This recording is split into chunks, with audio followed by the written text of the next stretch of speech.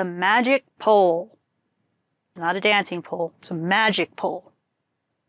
This is a Yi folktale. Over 3 million Yi people reside in Yunnan, Sichuan, and Guizhou provinces. A most artistic people, their headdress has many interesting variations, and their attire is adorned with lively embroidery, having age-old patterns often found in Grecian motifs. Similar to other minorities, they love to sing and dance. During the harvest celebrations, they hold singing contests and perform their national dances. A simple musical instrument made of grass or a leaf, known as the mouth harp, is very popular with the Yi people. The Tang dynasty poet Pai Chu Yi described this type of folk music in one of his poems. She twists a silver ring out of a willow branch, and with a curling leaf makes music like a jade flute. The Chuang, Miao, Pai, and others use this ancient primitive way of making music, although some of the Miao use a large fish scale, which is actually better as it does not become soft so easily and produces a more resonant sound. Kunming, in the Yunnan province where this folk tale originated, is noted for its beautiful lake, Tianqi, Kunming Lake. Equally famous is the fair weather all year round. The clear atmosphere and blue sky with unusual cloud formations and their ever-changing shapes have inspired many folk tales. The water in the beautiful Kunming Lake is so clear and blue that the distant mountains and floating clouds always form a perfect double image in the lake. The nearby village cowherds used to bring their cows to graze by the side of the lake while they themselves would lie down to relax, watching the white clouds and dreaming about fairies riding behind the fleecy forms. One herd of 99 cows brought there to graze every morning numbered 100 by noon, and a lovely maiden would appear. But when the cowherds were ready to leave at sunset, there would be only 99, and the maiden also would have disappeared. No one ever understood how this happened. However, the cowherds were very fond of the mysterious maiden who told them many strange tales and seemed to have a knowledge of many things. One day the maiden said, "There is a magic cow among your herd. It can walk on the surface of water or make it part, and a road will appear. Whoever rides on this back need never fear crossing any lake.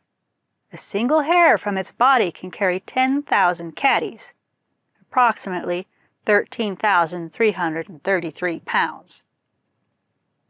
Of course, all the cowherds were eager to know which was the magic cow, but she would not tell them and said, "Only the honest can benefit by it." One day, when the herd had grazed far beyond their usual ground and trespassed in the field of a poor farmer, he took the old cracked pole used for carrying wood and herded the cows one by one from the field. By dusk the old farmer was ready to go home. Gathering 2 bundles of twigs for each end of his pole, he lifted the burden to get along. "Whatever makes it so light today?" he exclaimed. So he added many, many more, but the load was still very light. Finally, he piled the wood so high it rose far above his head. Even then he could lift it so easily it seemed almost weightless, and he made his way home cheerfully at a fast trot. From then on, the old farmer cut wood and every day took it in great stacks to sell in the city. He earned so much money that for the first time in his life he was able to put some aside. A rich merchant happened to notice the old man carrying the load and wondered, "How can an old man carry such a heavy burden and even run along so easily?" So he approached the fellow and asked him. "This is a magic pole," the old man answered. Of course, the merchant did not believe him, but thought, "What if he says is true? Well, I'd like to try it out." The old man was willing to let him see for himself, and much to his amazement, found it was really very light. "Ah, I must have the pole," he thought, and began to think of a tricky way to wrangle it from the old farmer. But the old man refused to part with it. At last the merchant said, "I'll give you 500 pieces of silver if you let me have your magic pole." 500 pieces of silver? The old farmer exclaimed. "That would be enough for the rest of my life." With that, he handed over the pole. The merchant glowed with joy over the bargain, but after examining the pole, he noted it was cracked and rough. This worried him, but he decided, a good carpenter can plane it smooth. He quickly found a fellow for the job and stood watching until he felt quite satisfied. It was now smooth and straight. All the magic hairs that had been caught in the cracks had been planed away too. The pole was now useless. But how could he know that? His wife was surprised to find him so cheerful that evening and asked, "What has happened? You appear so elated today." "I bought a magic pole. Try it." Not wishing her to exert herself, he placed a mere 10 caddies, about 13 pounds at each end.